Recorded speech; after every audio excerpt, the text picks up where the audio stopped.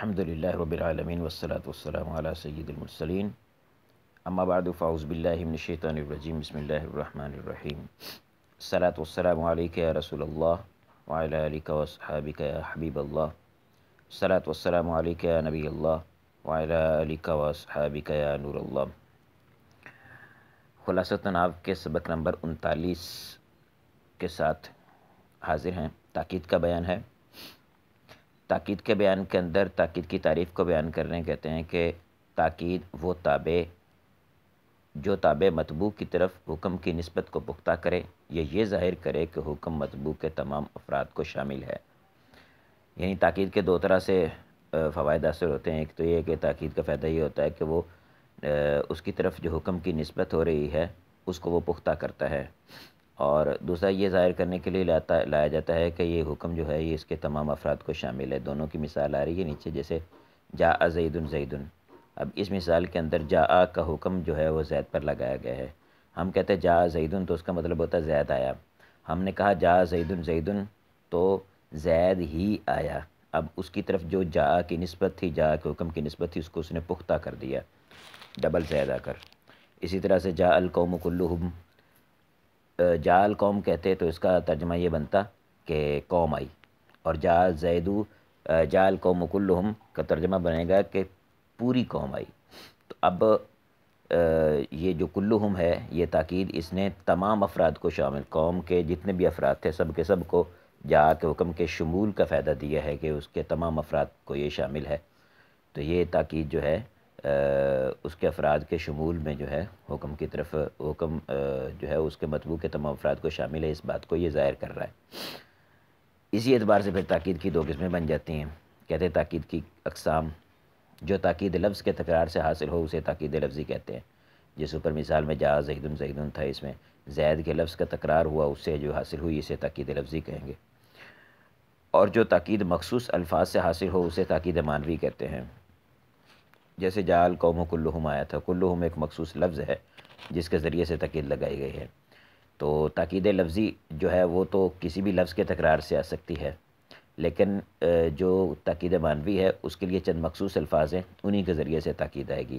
اب وہ مخصوص الفاظ ہر ایک کے معنی کے اعتبار سے، استعمال کے اعتبار سے کچھ فرق ہے، تو مخصوص الفاظ جو ہیں ان کے بارے میں یہاں پر نیچے یہ بیان کر رہے ہیں۔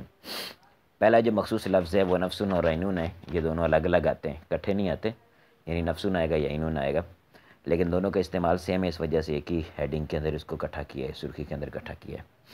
کہتے ہیں کہ یہ دونوں واحد، تثنیہ، جمع، مذکر، مؤنث سب کی تاکید کے لیے آتے ہیں۔ یعنی واحد کی تاکید کے لیے بھی نفس عین آتے ہیں، وہ تثنیہ کی بھی، جمع کی بھی، مذکر بھی، مؤنث سب کی تاکید کے لیے آتے ہیں۔ جس طرح سے اوپر تاکید لفظی جو تھی وہ ہر ایک کی تاکید کے لیے آتی تھی۔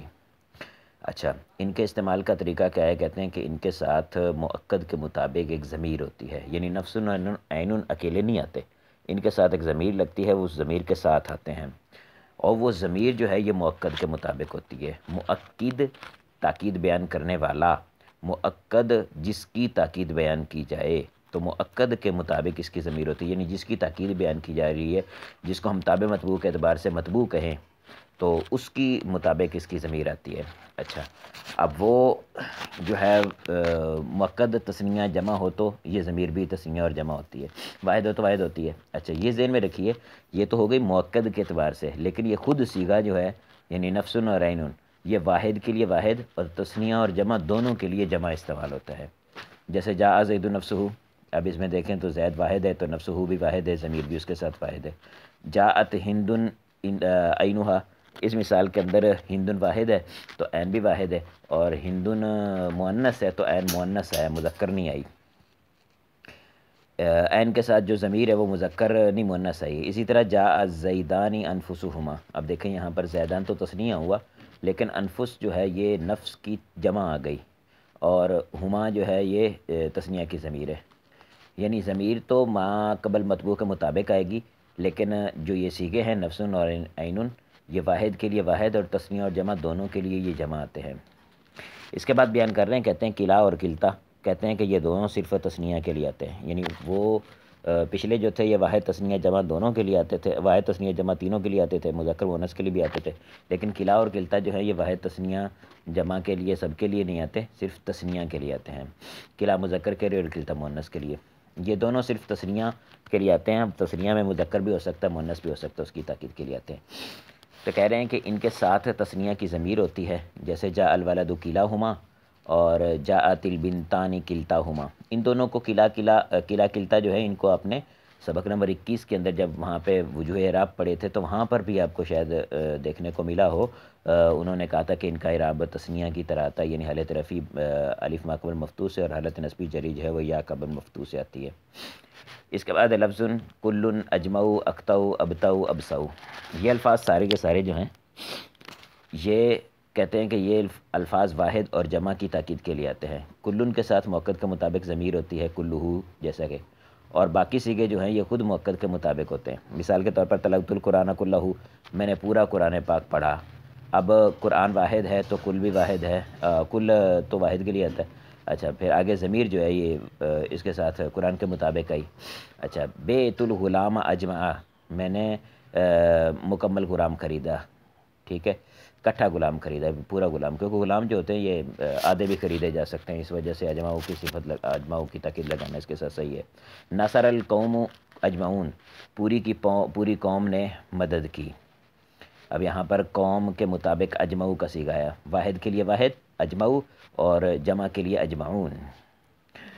قواعد و فوائد بیان کر رہے ہیں، کہتے ہیں تاکید کے مطبوع کو مؤکد کہتے ہیں، جیسے میں نے آپ کو پہلے بتا دیا، اور تاکید کا اعراب ہمیشہ مؤکد کے مطابق ہوتا ہے، یعنی تابع مطبوع ہیں تو کم از کم ان کی تابعیت اس بات کا تقاضا تو کرے گی کہ جو مؤکد کا اعراب ہے وہی تابع کا اعراب ہو، جو مطبوع کا اعراب ہے وہی تابع کا اعراب ہو۔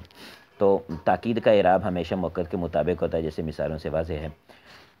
ضمیر متصل مرفوع ہو، منصوب ہو یا مجرور ہو، لیکن ہو متصل تو اس کی تاکید لفظی، قید لگا رہے ہیں، تاکید لفظی ضمیر مرفوع منفصل سے آتی ہے، جیسے قمت انا، ما رآک انت احد، سلمت علیہ ہوا، انسہ انا زیدن، یہ تمام مثالیں جو ہیں ان مثالوں میں دیکھیں تو قمت انا جو ہے اس میں تو ضمیر جو ہے یہ مرفوع متصل ہے تو اس کی تاکید انا آئی ہے، ٹھیک ہے، ضمیر مرفوع منفصل۔ ما رآک انت ہے تو اس میں رآک کاف ضمیر، ما رآک را جو فعل ہے اس کا مفعول بن رہی ہے کاف ضمیر، لیکن انتا جو ہے وہ مرفوع متصل ہی اس کی جو ہے تاکید آئی ہے۔ سلمت علیہ ہوا، اس مثال کے اندر علیہ کی ہی ضمیر جو آ رہی ہے یہ مجرور ہے اعلیٰ جار کی وجہ سے، لیکن ہوا جو ہے اس کی جو تاکید آ رہی ہے وہ مرفوع منفصل ہی آ رہی ہے۔ انسو انا زیدن، اس میں انسو جو ہے واحد متکلم کا صیغہ، اس میں ضمیر مستتر جو ہے وہ انا ہے تو اس کی تاکید جو ہے وہ بھی انا ہی آئی ہے، یعنی مرفوع ہو، ضمیر متصل جو ہے وہ مرفوع ہو، منصوب ہو، مجرور ہو، بہر صورت ان کی جو تاکید آتی ہے وہ تاکید لفظی وہ مرفوع منفصل ہی آتی ہے۔ اچھا یہ اسلامی بھائی کہتے ہیں کہ ان کا ترجمہ کرتے ہیں، پتہ نہیں کس کس کا ترجمہ ہوا ہے۔ جا زیدن زید ہی آیا، جا القوم کلہم تمام قوم آئی، نیچے آ جائیں تو جا زید نفسہ زید خود آیا، جاءت ہند عینھا ہند خود آئی، اور جا زیدان انفسہما دو زید اکٹھے آئے، دونوں زید آئے۔ اچھا جا الولدان کلاہما دونوں بچے آئے، جا البنتان کلتاہما یہ دونوں لڑکیاں آئیں اکٹھی آئیں۔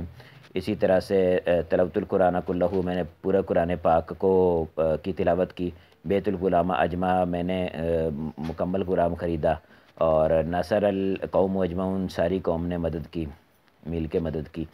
اس کے بعد ہے قمت انا، میں ہی کھڑا ہوا، اور ما رآک انت احد، تجھے ہی کسی نے نہیں دیکھا، اور سلمت علیہ ہوا، میں نے اسی پر سلام کیا، یعنی اسی کو ہی سلام کیا، انسہ انا زیدن، میں نے ہی زید کو نصیحت کی۔ اچھا ضمیر مرفوع متصل کی تاکید معنوی سے پہلے ضمیر مرفوع منفصل سے اس کی تاکید لفظی لائی جاتی ہے، یعنی اگر ضمیر مرفوع منفصل ہے اس کی تاکید معنوی لگانا چاہتے ہیں، تاکید معنوی یعنی مخصوص الفاظ کے ساتھ، تو اس کے لیے ضروری ہے کہ اس کی پہلے ضمیر مرفوع منفصل کے ساتھ تاکید لگائیں، پھر اس کی تاکید جو ہے وہ تاکید معنوی لائی جائے۔ مثال جیسے قمت انا نفسی، اب اس مثال میں دیکھیں قمتو کی تو ضمیر کی تاکید ہم لانا چاہ رہے نفسی کے ذریعے سے، تو پیچھے آنا کے ذریعے سے ضمیر مرفوع منفصل کے ساتھ پہلے تاکید لگائی، پھر نفسی کے ذریعے سے اس کی تاکید لگائی۔ اکیلا ضمیر مرفوع منفصل کی اگر تاکید لگانی ہے تو تاکید مانوی اکیلے آنا کے بغیر نہیں آ سکتی. اسی طرح سے جا ہوا عینہ، تو اس مثال میں بھی جا جو ہے اس کی یہ ہوا ضمیر جو آ رہی ہے یہ اس کی تاکید لفظی، پھر اس کے بعد عینہ جو ہے اس کی تاکید مانوی آئے گی.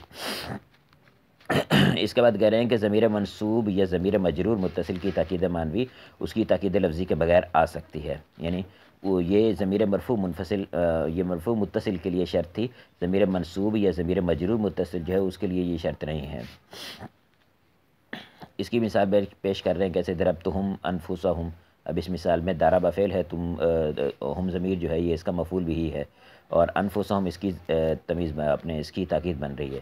تو ہم یعنی جو ہے یہ منصوب متصل ہے، تو اس کی تاکید جو ہے وہ تاکید مانوی بغیر تاکید لفظی کے آ رہی ہے. اسی طرح سے مررت بہی نفسی، اب ہی ضمیر جو بہی کی مجرور آ رہی ہے اس کی یہ نفسی ہی تاکید ہے.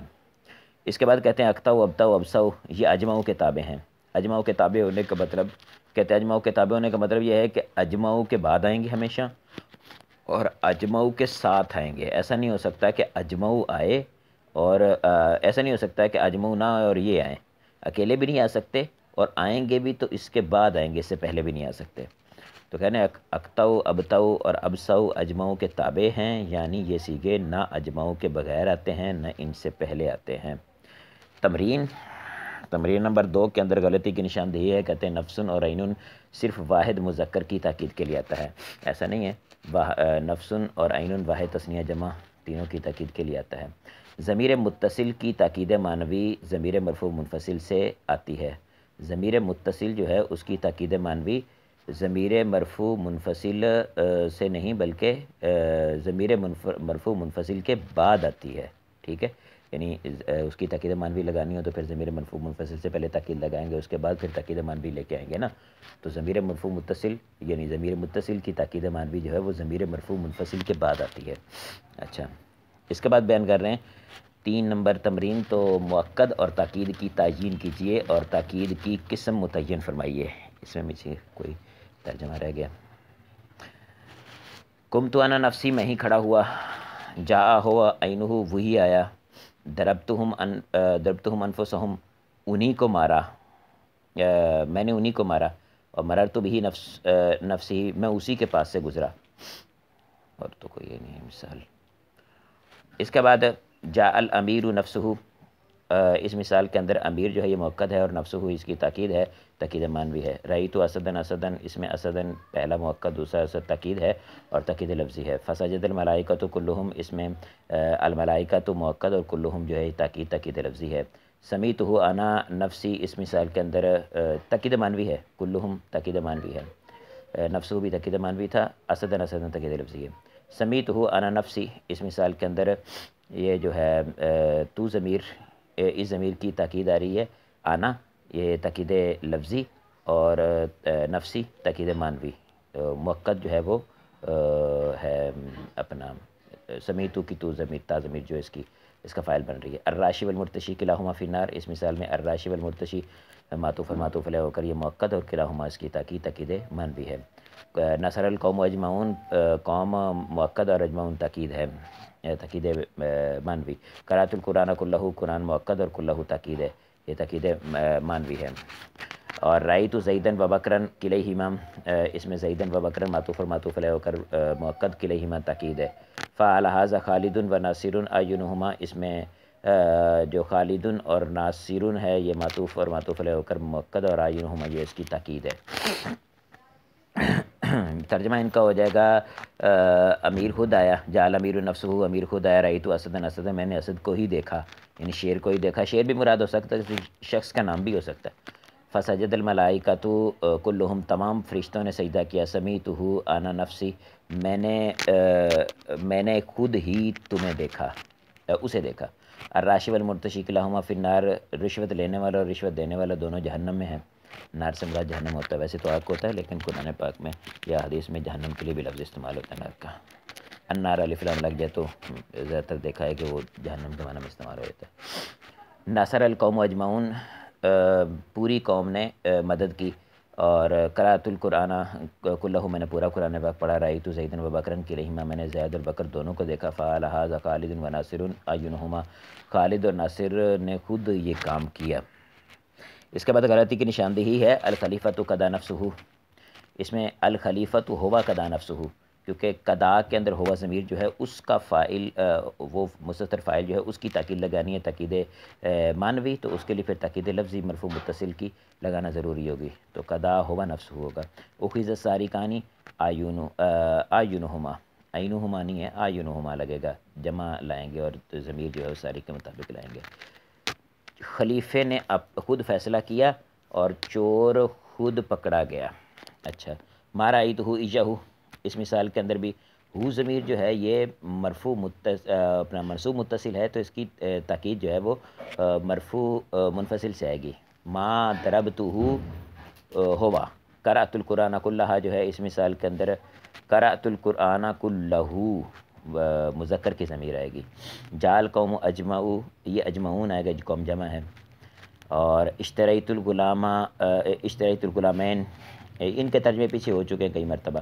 اشتریت الغلامین اجمعو، اجماعات جو ہے غلامین تثنیہ کی تاکید نہیں بن سکتا، واحد اور جمع کی بنتا ہے، تو اس وجہ سے یا تو اشتریت الغلامین کلیہما کر لیں، یا پھر اشتریت الغلامین اجمعون کر لیں، کیونکہ غلام واحد ہے تو اس کو جمع کر لیں، اشتریت الغلامین اجمعون۔ اور جاء الملوک انفسہم ہونا چاہیے، کہ ملوک جمع ہے تو نفس کی بھی جمع ہونی چاہیے، انفس ضمیر کی تو جمع ہے۔ اکرہ نفس النمیمۃ، اس مثال کے اندر بھی اکرہ واحد متکلم ہے، تو اس میں انا ضمیر مستتر اس کا فاعل ہے، تو نفسی کے ذریعے سے تاکید لگانے سے پہلے اس کی تاکید لفظی لگانا ضروری ہوگی۔ ترجمے ان کے ہو گئے، جال قوم و اجمعون، پوری قوم آئی، اشتریت الغلامین کلیہما، میں نے دونوں غلاموں کو خریدا، یا میں نے سب غلاموں کو اکٹھا خریدا۔ جال ملوک و انفسہم، تمام بادشاہ آئے، تمام بادشاہ خود آئے۔ اور اکرہ انا نفسی نمیمہ، میں خود ناپسند کرتا ہوں چغل خوری کو، نمیمہ چغل خوری کو کہتے ہیں۔ ہمارا درس اختتام کو پہنچا۔ کسی قسم کا کوئی سوال، میری غلطی ہو یا کسی کو بات سمجھ میں نہ آئی ہو تو ڈسکرپشن میں موجود واٹس ایپ نمبر ہے، اس پر رابطہ کر سکتے ہیں۔ السلام علیکم ورحمۃ اللہ وبرکاتہ۔